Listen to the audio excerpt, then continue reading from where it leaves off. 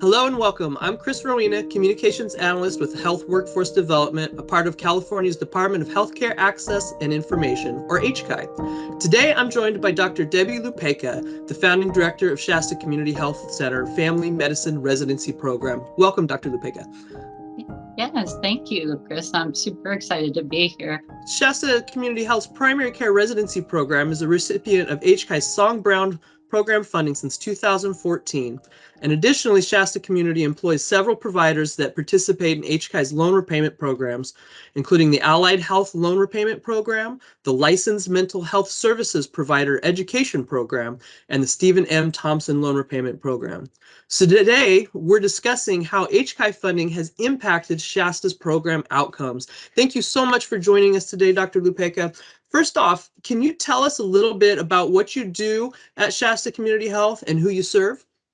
Yeah, I'd love to. So I work at a federally qualified health center, so we're at FQHC, up in Redding, California.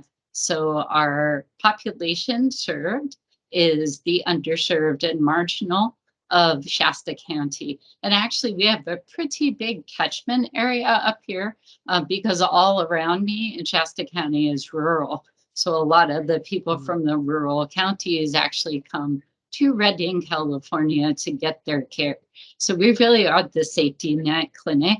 I believe we have over 40,000 patients who come to Shasta Community. So we knew that this was a great place for residency training because number one, we have lots of patients. Number two, we're very underserved. You've got rural plus the marginalized population. And so we knew it was a good place to train residents. So our goal is to train residents to help provide care, primary care, which is much, much needed in the far northern California, especially the rural areas that we serve. How has Song Brown funding impacted the ability of your organization to increase access to healthcare for Californians? Yeah, no, that's a great question. So I'm going to give a story because stories are always fun to hear. So we got our first Song Brown, back then it was called Song Brown Grant, in 2014, and they had some special funding you could apply for family medicine for projects. And so my organization said, hey, let's do that. Because we have a Hope Van, and what the Hope Van is, it's a mobile clinic for the homeless. So we take this van and park it various places in our community, and the homeless, where we know the homeless are, and they come and they access care on the Hope Van. Well, we also had a faculty years ago who strapped on a backpack and would go into the encampments where the van couldn't go and found the patients there. So it's now called street medicine, but back then it was called healthcare for the homeless. So we wanted our residents to get experience in homeless street medicine and going into the encampment. And so we got a grant through Song Brown. And with that grant, we used it to train one of my faculty members, Dr. McMullen, on homeless medicine. And in fact, we went to the National Healthcare for the Homeless Conference. I was able to bring residents to that conference.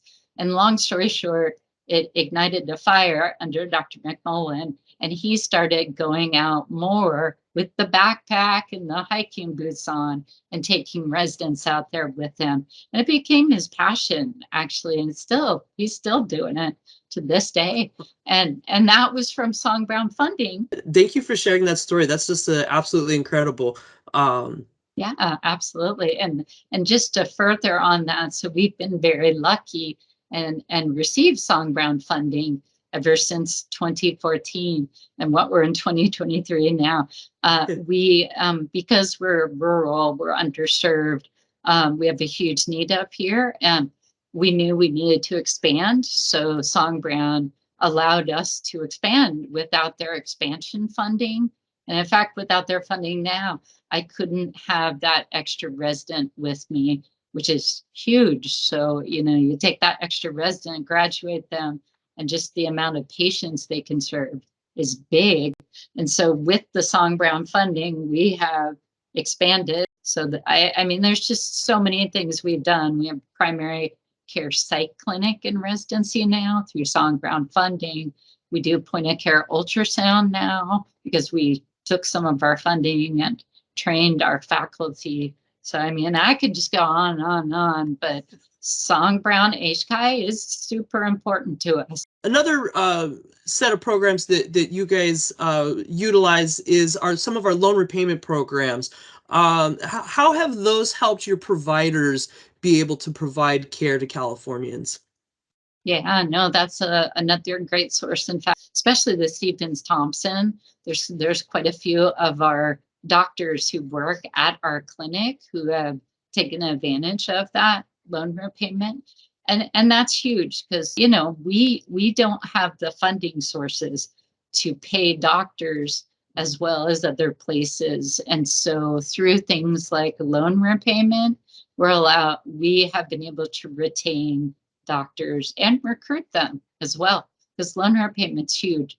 And my faculty have benefited as well from the loan repayment. And it's been nice because with faculty, you know, you're training the next generation. So having loans that allow physicians to be a faculty, because, you know, their schedule's a bit different. They're not just seeing patients every single day, all day. They're training, they're precepting, they're doing lectures. So it's nice to have loan repayment that allows faculty to do what they do. And it's been recruitment and retention. Well, how did you guys hear about HCI's funding programs?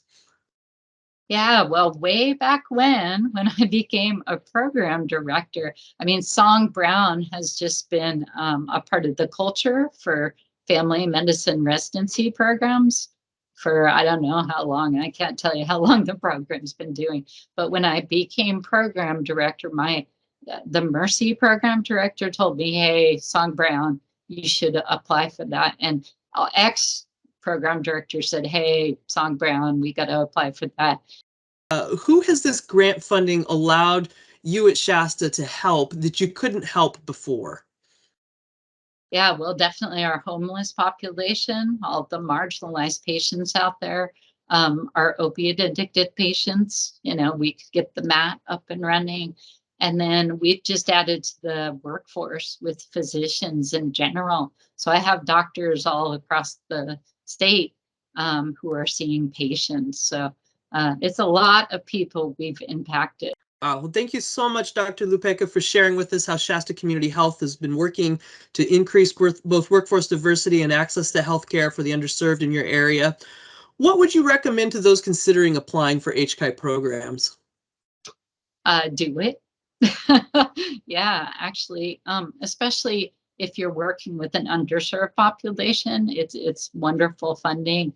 And you know, the faculty and doctors, it's great loan repayment. And so I would just encourage all to do that. Again, you know, our the mission is on the back of my name tag here.